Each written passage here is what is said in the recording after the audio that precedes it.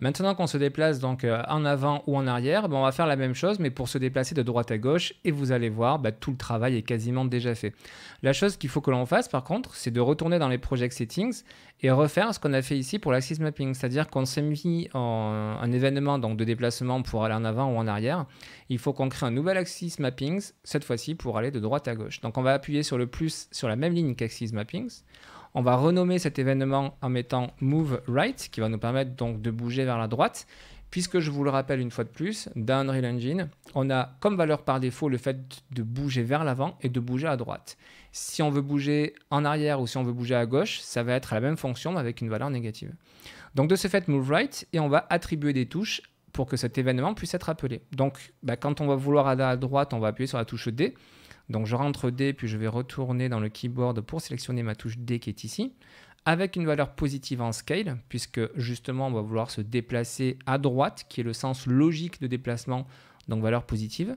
Et après, on rajoute un plus ici sur la ligne, on va rajouter une autre touche qui sera la touche Q, hop là, et cette fois-ci, le scale à cet endroit-là va être négatif, et ça va nous permettre de nous déplacer cette fois-ci sur la gauche.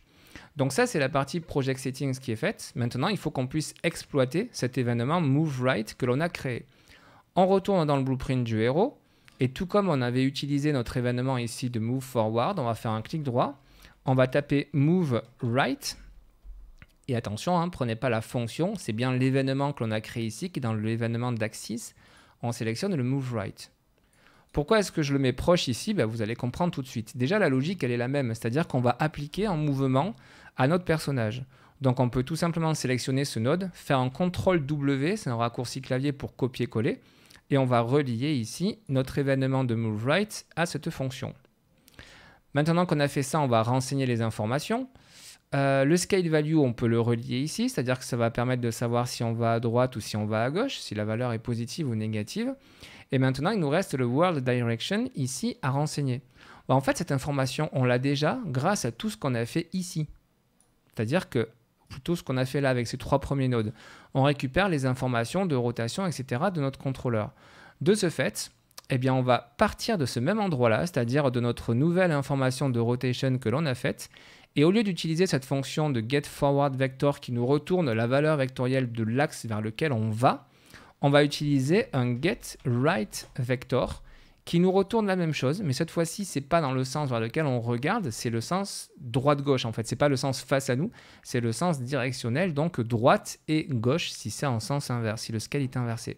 On relie cette valeur au World Direction et nous avons ici nos fonctions qui vont nous permettre d'aller en face, d'aller à droite ou à gauche ou donc en arrière. Quand on a fait ça, regardez, on va tout de suite en jeu pour tester. J'appuie sur Play, en avant, en arrière, à droite et à gauche. Donc on a bien la base maintenant de déplacement du personnage qui est faite, qui nous permet comme ça de pouvoir nous déplacer. On va maintenant s'atteler un petit peu à utiliser notre caméra, parce que là elle est figée derrière le personnage. Et vous allez voir qu'en rajoutant la caméra, tout de suite on va avoir un personnage qui va se déplacer très facilement dans notre univers 3D.